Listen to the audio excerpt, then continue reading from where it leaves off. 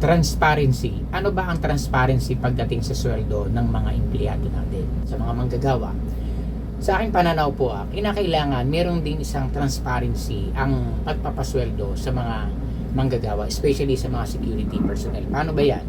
Siyempre nagtatanong yan, especially sa mga payslip. Dapat kung maaari lang, kung paano, sa aking pananaw, kasi may mga payslip kung minsan nakikita na agad yung amount, especially pag special holiday, legal holiday, pag pumasok, amount agad. Dapat siguro mas maganda para maiwasan yung paghihinala or tinatawag na benefits of the doubt, i-breakdown natin. Paano ba yung computation na ginagawa? Siguro hindi masamang ipakita yan di ba? Kasi bakit? Karapatan kasi yan ng mga empleyado na makita yung kanilang sinisweldo at paano nangyari. Kasi syempre most sa ating mga especially in security industry na hindi nila alam paano i-compute yung sahod nila. Kinakakaawa kung minsan pag yun nilang tanggapin, okay na. Pero may mga hidden tala na hindi nakikita na nakukulang. Or kung pagkakamali man yan, at least may double checking kasi naka-breakdown siya. Paano kinumpute? Ano yung formula?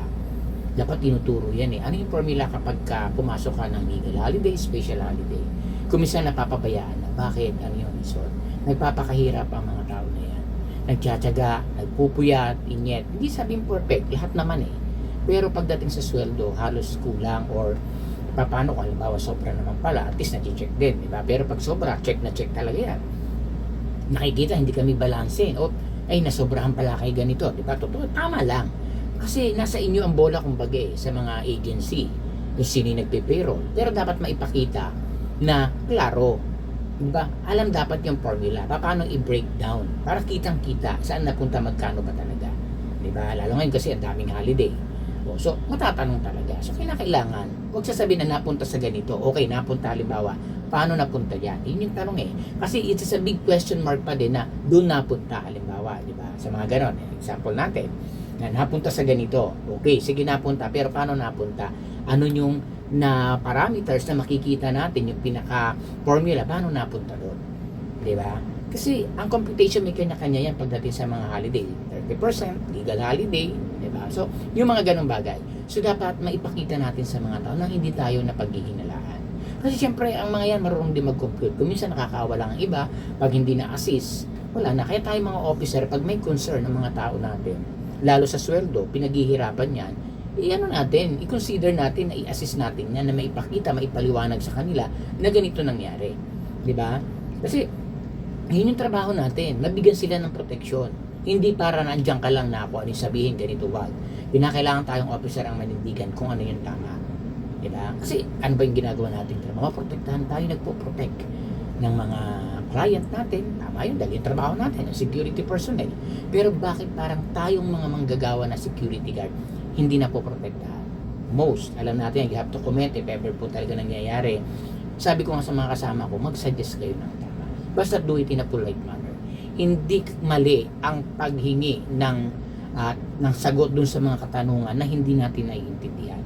Ang pagtatanong ng may laman, iyan ay tanda ng karunungan. Tandaan natin yan. Yung iba kasi nagiging pipi na lang kapag kasi baka may masabi. Hindi ganoon. Sa ako, sinasabi sa tao, mag-suggest kayo. Karapatan nyo yan.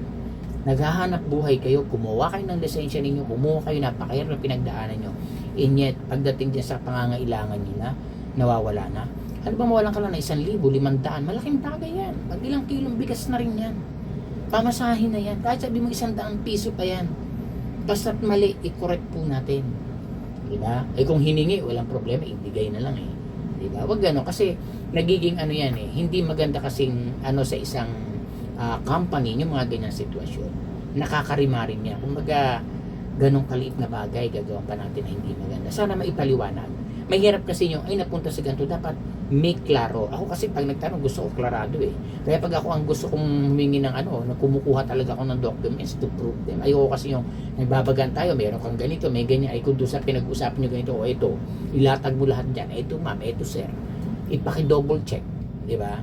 Kasi kanya-kanyang yan, depensa yan kung wala kang proof, paano na?